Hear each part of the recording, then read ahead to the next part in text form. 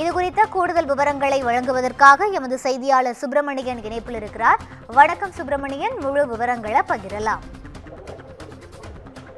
1995 ஆண்டு முதல் 2005 ஆண்டு வரை தமிழகத்தை உலுக்கிய ஒரு கொள்ளையர்கள் பவாரியா கொள்ளையர்கள்.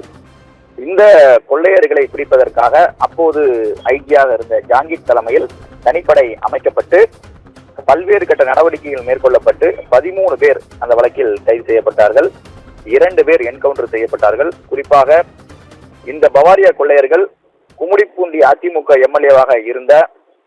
எம்எல்ஏவாகவும் அதே போல பிற்படுத்தப்பட்ட நலத்துறை அமைச்சராகவும் இருந்த சுதர்சனம் என்பவரை கொலை செய்தார்கள். 2005 ஆண்டு ஜனவரி மாதம் 9ஆம் தேதி இந்த கொலை சம்பவம் என்பது நிகழ்ந்தது. கொள்ளை சம்பவம் நிகழ்ந்திருக்கிறது. இந்த கும்பலை பிடிப்பதற்காக தனிப்படை அமைக்கப்பட்டு அவர்கள் கைது செய்யப்பட்டார்கள். கைது செய்யப்பட்ட அவர்கள் இதில் குறிப்பாக 9 பேர் சிறையில் இருந்து ஜாமீனில் வெளியே வந்து விட்டனர். ஆனால் மற்றவர்கள் சிறையில் தண்டனை பெற்ற குற்றவாளியாக இருந்திருக்கிறார்கள். மேலும் இந்த வழக்கில் குறிப்பாக இந்த கொலை வழக்கில் குற்றம் சாட்டப்பட்ட அசோக், ராகேஷ், ஜெகதீஷ், ஜெயில்தார் சிங் ஆகிய 4 பேர் இன்று தீர்ப்பு வழங்கப்படும் என்று நீதிமன்றம் அறிவித்திருந்தது. அதன் அடிப்படையில் சென்னை மாவட்ட ஆட்சியர் அலுவலகத்தில் உள்ள கூடுதல் அமர்வு நீதிமன்றத்தில் 4 பேரும் ஆஜர் செய்யப்பட்டனர். 20 ஆண்டுகளுக்கு மேல் நடத்தப்பட்ட இந்த வழக்கில் இன்று தீர்ப்பு என்பது வழங்கப்பட்டு இருக்கிறது. ஜெகதீஷ், ராகேஷ், அசோக் ஆகியோர் குற்றவாளிகள் என்று அறிவிக்கப்பட்டு இருக்கிறது. இவர்களுக்கு அதிகபட்ச தண்டனை வழங்க வேண்டும் என்று காவல்துறையின் சார்பில் வாதம் முன்வைக்கப்பட்டிருந்தது. அதன் அடிப்படையில் தண்டனை விவரம் வருகிற 24ஆம் தேதி அறிவிக்கப்படும் என்று தள்ளி வைக்கப்பட்டிருக்கிறது. அது மட்டுமல்லாமல் குற்றவாளிகள் என்று அறிவிக்கப்பட்ட ஜெகதீஷ், ராகேஷ், அசோக் ஆகியோர் தங்களது தரப்பு வாதத்தையும் முன்வைத்தார்கள். தண்டனை குறித்து நீங்கள் என்ன கூற விரும்புகிறீர்கள் என்று நீதிபதி கேட்டிருந்தார். நாங்கள் எந்த குற்றமும் செய்யவில்லை, இது ஒரு பொய்யான வழக்கு என்று அனைவரும் தெரிவித்திருந்தனர். அதன் பிறகுதான் தண்டனை விவரம் வருகிற 24ஆம் தேதி அறிவிக்கப்படும் என்று ஒத்திவைக்கப்பட்டிருக்கிறது.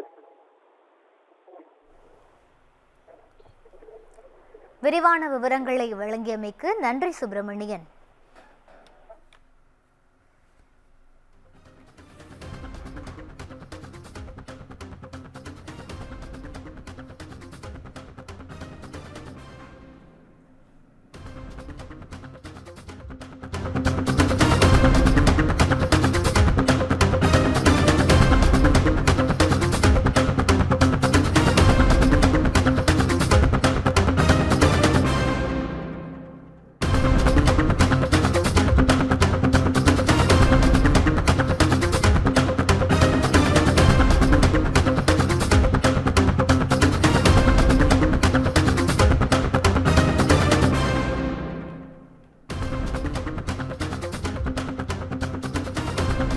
கும்மிடிப்பூண்டி அதிமுக முன்னாள் எம்எல்ஏ சுதர்சனம் கொலை வழக்கில் பவாரியா கொள்ளையர்கள் 3 பேர் குற்றவாளிகள் என தீர்ப்பு வழங்கப்பட்டுள்ளது.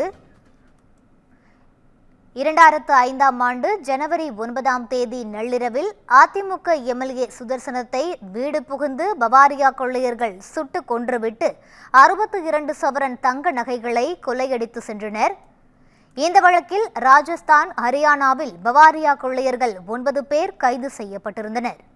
இந்த நிலையில் 9 பேரில் 3 பேர் ஜாமீனில் வெளிவந்து தலைமறைவான நிலையில் 2 சிறையிலேயே உயிரிழந்தனர். சிறையில் உள்ள ஜெகதீஷ், ராகேஷ், அசோக் ஆகியோர் குற்றவாளிகள் என தற்போது சென்னை கூடுதல் அமர்வு நீதிமன்றம் தீர்ப்பு வழங்கியுள்ளது.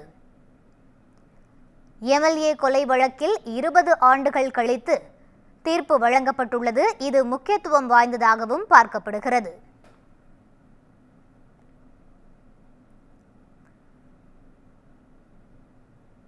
கும்மிடிப்பூண்டி அதிமுக முன்னாள் எம்எல்ஏ சுதர்சனம் கொலை வழக்கில் பவாரியா கொள்ளையர்கள் 4 பேரில் 3 பேர் குற்றவாளிகள் என சென்னை கூடுதல் அமர்வு நீதிமன்றம் தீர்ப்பு வழங்கியுள்ளது.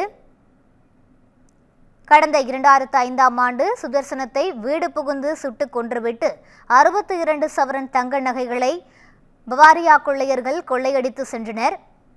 இந்த வழக்கில் கைது செய்யப்பட்ட 9 பேரில் 3 பேர் ஜாமீனில் வெளிவந்து தலைமறைவான நிலையில் சிறையில் உள்ள ஜெகதீஷ், ராகேஷ், அசோக் ஆகியோர் குற்றவாளிகள் என தீர்ப்பு வழங்கப்பட்டுள்ளது.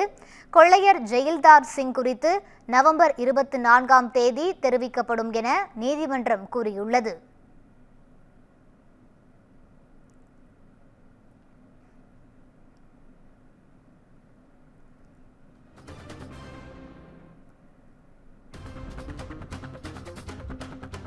இரண்டாயிரத்து 5ஆம் ஆண்டு அதிமுக எம்எல்ஏவாக இருந்த சுதர்சனம் கொலை வழக்கில் 20 ஆண்டுகளுக்கு பின்பு தற்போது தீர்ப்பு வழங்கப்பட்டுள்ளது.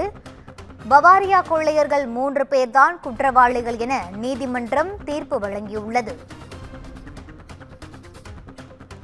2005ஆம் ஆண்டு ஜனவரி 9ஆம் தேதி நள்ளிரவில் அதிமுக எம்எல்ஏ சுதர்சனத்தை வீடு புகுந்து பவாரியா கொள்ளையர்கள் சுட்டு கொன்றுவிட்டு கொள்ளையடித்து சென்றனர்.